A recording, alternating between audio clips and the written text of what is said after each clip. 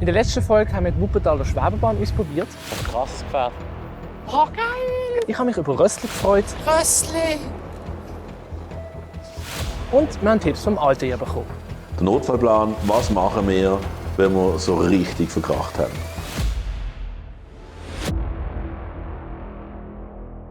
«2019 hat mir mein Vater ein Rennvelo geschenkt und das ist dann der Start in meine Rennvelo-Karriere gewesen.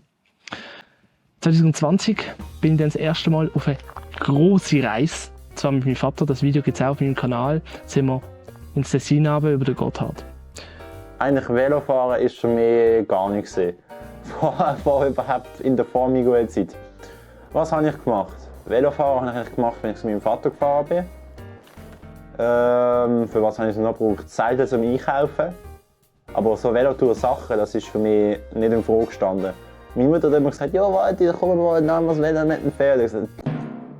Also ganz ehrlich, das Velofahren war für mich nichts vorher. Ja, und seitdem ich den Miguel kenne, hat sich das ein bisschen geändert und unsere Testfahrt nach Frankreich hat mir wirklich gezeigt, dass das Velofahren mir Spass machen kann. Und ja, ich bin auch für Babu positiv gesinnt, dass es immer noch so bleibt oder dass es dann wirklich ein Hobby von mir wird. So, wir sind hier gerade in Bochum, irgendwann nach dem Stadtzentrum und jetzt geht es weiter in Richtung Herne. Mein bisheriger Kontakt mit dem Velo war eigentlich das Rennvelo. Möglichst leicht sein, möglichst schnell fahren, möglichst auf Sprint gehen, möglichst Strassen und dann eine Tour machen am Wochenende mal 50 Kilometer voll durchziehen und dann nachher ist dann wieder gut, oder? Ich habe mir dann überlegt, ja, was könnte ich für Touren machen und dann bin ich auch mal nach Zürich gefahren, auch auf meinem Kanal. Alles halt mit dem Rennvelo, möglichst wenig Gepäck. Doch da hat es dann auch angefangen mit der Reise mit meinem Vater, aber dann auch nach Zürich, wo ich dann angefangen habe, so Gepäck mitzunehmen. Und das war so dann mein erster Kontakt gewesen, was so das Traveling mit dem Velo angeht.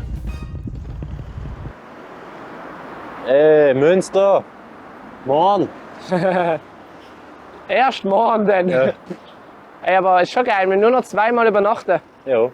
Hey, Babu neigt sich schon langsam am Ende zu. Aber wir müssen feststellen, wir haben nur noch 2 Übernachtungen. Krass. Irgendwie so 2, weißt du, wenn ich so sage, noch 3 Tage, oh fuck. Und so 2 Übernachtungen, geil. Ja, also wenn du jetzt sagst, ah fuck. Ja. Babu, Okay, ist und doch, 3 ist doch Tage sind eigentlich auch geil. Eigentlich ist es geil. Ja. Die letzten 3 Tage sind ja absolut problemlos verlaufen. Oh. Wow. Geil. Ja, Miguels Leben. Ja, das ist nur, weil ich Kamera habe. Ja, du bist halt nicht geübter Kameramann, aber du Ich musst bin im halt. Fall, ich musste feststellen, in der letzten Zeit, seit der Valentin nicht mehr filmt, weil er das Navi nimmt, was sau lieb ist. Ja, mach ich bin- doch gern. Richtig scheiße geworden, was die Kamera angeht. Ich bin halt mehr vor der Kamera, oder? Ja, jetzt muss man halt ein bisschen vloggen da. Im Frühling 2022 bin ich auf den Podcast Radio Education gestoßen. Dort bin ich dann auch zu Gast im Podcast gesehen und dort ist mir dann so der Gedanke gekommen, ey, es wäre geil, irgendwie nach Köln zu fahren. Ich habe mir dann immer mehr überlegt, ja, wo könnte ich noch überall hinfahren, oder? Und ich weiß nicht wieso, aber das Ziel Köln ist so in mir gefestigt gewesen, ich habe nach Köln wollen mit dem Velo. Das Krasse ist jetzt, wir sind jetzt gerade hier, 600 Kilometer von Basel entfernt, circa. Schon krass. Das ist alles mit dem Velo da. Mit dem Velo innerhalb von 5 Etappen. Hier, Altstadt. Jawohl. Das wäre das Ausflugsziel gewesen. Ich wollte sie besuchen, ich wollte mal noch vor Ort live im Podcast dabei sein. Hey, ich gehe mit dem Velo nach Köln, oder? Das ist klar gewesen, oder? Dann haben wir umhergeschrieben und dann, hat es leider eine Sache gegeben, die ich unterschätzt habe. Ich habe niemanden gefunden, der mitkommt. Ich habe alle meine erwachsenen Leute um mich herum gefragt, die irgendwie sportlich einigermaßen begabt sind. Ich habe alle meine Kollegen gefragt, niemand hat Bock mitzukommen. Ja, wer kommt schon mit bis nach Köln? Also, ich meine, ja, das sind mehrere 100 Kilometer. Ich habe dann den Gedanken tatsächlich verwerfen, was extrem traurig war, respektive nicht verwerfen, sondern verschoben. Ich habe gewusst, irgendwann in meinem Leben mache ich das. Nur wenn ist die Frage. Ja, und dann ist eine coole Zeit gekommen. Ich habe den Valentin kennengelernt. Es ist so gesehen, am Anfang hat man den Miguel, respektive allen Neuen, die er kennengelernt hat in der Klasse, hat er seinen Kanal ein bisschen vorenthalten. Am Anfang bin ich ein bisschen so zurückhaltend und habe gesagt, hey, ich habe einen YouTube-Kanal, aber Er hat so gesagt, wenn ihr meinen Kanal seht, dann habt ihr vielleicht ein falsches Bild von mir, ich möchte euch das nicht zeigen. die Leute sollen mich zuerst mal persönlich kennenlernen und nicht so, wie ich mich auf YouTube wiedergebe. Ich meine, hier ein paar Einblender von Situationen, wie ich auf YouTube halt amigs bin. Was soll ich überhaupt noch da, wenn er alles selber kann? Und dort ist der Schissbaum, wo ich reingehe. Ich habe mir auch ein Piercing stechen lassen. Also, liebe Zuschauer, ich weiß nicht, wieso ich gerade am Schrumpfen bin. Irgendwie. Ich weiß nicht, ich schrumpf. Ich habe gerade voll das Gefühl, da ist das Gebäude. Und wir sind jetzt halt voll reingelaufen. Also, es ist kein Gebäude da.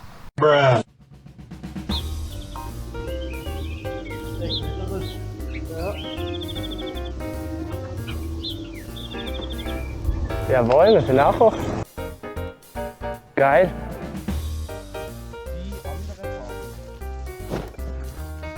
Also, ich finde, der Miguel, wenn wir YouTube-Videos am Aufnehmen sind, dann ist er manchmal ein bisschen ganz anders drauf als zum Beispiel in der Schule. Willkommen, Freunde! Heute gibt's die legendäre Geburtstagsparty! Er ist dann so viel energiegeladen und in der Schule ist er manchmal sehr Druck. Ist das okay, wenn ich das so mache? Ja, mach alles. Okay. Das ist alles, was ich sagen. Okay. Es ist ja klar, dass das Verhalten auch ein bisschen Schauspielern, dass es Klicks gibt, weil du musst dich irgendwie von den anderen auf YouTube abheben, oder? Es ist immer noch ich, aber halt in meinem öffentlichen Ich, oder? Er ist viel selbstkritischer als jetzt beim YouTube-Filmen. Das ist nicht gegen ihn. Ich mag das, wenn er so sehr energiegeladen ist beim YouTube-Filmen. Und ich hoffe, er behaltet das auch bei. Danke fürs Kochen. Bitte.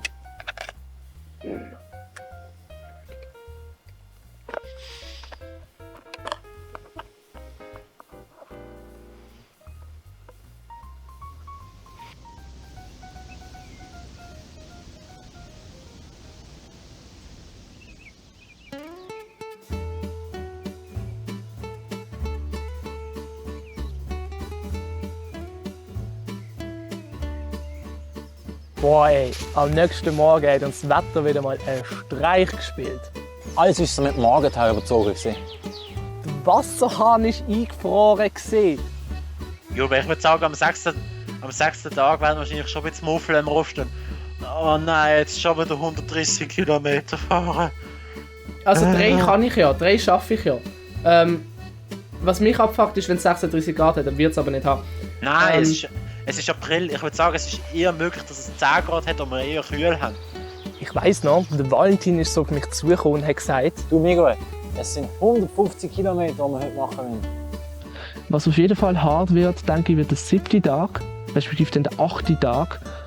Einfach, klar, streckenmässig ist es dann auch nicht die Meisterleistung, aber wir müssen bedenken, wir sind schon eine Woche dann, also wir sind schon mehrere Tage unterwegs. schlussendlich haben wir dann gesagt, wir fahren einfach einmal. Und wenn es noch nicht lange wird, nehmen wir heute den Zug. Zum ehrlich zu sein, es hat mich ein bisschen gestört, dass ich nicht mehr navigieren konnte. Ja, es ist einfach so. Aber dann hatte ich eine Idee und ich habe nämlich dann einfach Kopfhörer dabei gehabt und mein Handy habe mittlerweile jetzt nach Köln auch wieder laden, einfach nicht während dem Fahren. Und dann einfach mein Handy mit dem Kopfhörer verbunden und das Navi reden lassen, jetzt so mit biegen Sie in 500 Meter links ab und so. Und dann mal, ohne dass der Valentin davon gewusst hat, einfach mal so ausprobiert, ob es funktionieren wird. Und ja, dann so mal weitergemacht. In dieser Zeit hat es dann etwas anderes gegeben, was ich mich aufgeregt habe. Einfach die Luft im Pneu. Da bin ich sehr froh gewesen, als wir endlich die Lufttankstelle gesehen haben. Jetzt gibt's frische Luft. Ja. Dann glaubst du das wieder wie Butter. Fühlt sich das jetzt? Ja, füllt. Ja. Das hat unsere Velo sicher gut getan. Gut recht für ihn, im Fall jetzt gerade. Das Krasse finde ich eigentlich, dass der kleine Luftgang so spürbar ist. Aber dennoch ist die Stimmung einfach nur so mittelmäßig gesehen.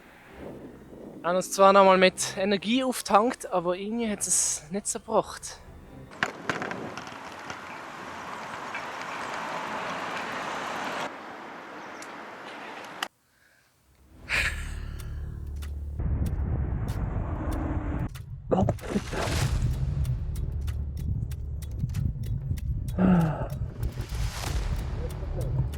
Go.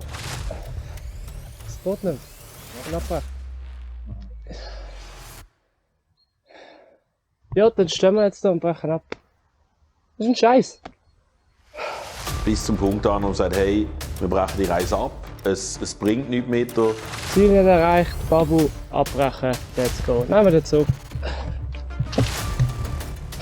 Klar, ich habe erwähnt, ich freue mich extrem auf das Camping-Feeling, aber das dauernde halt draussen sein ist halt auch eine psychische Belastung, denke ich. Ah, so viel Arbeit! Was machen wir da? Was machen wir da eigentlich?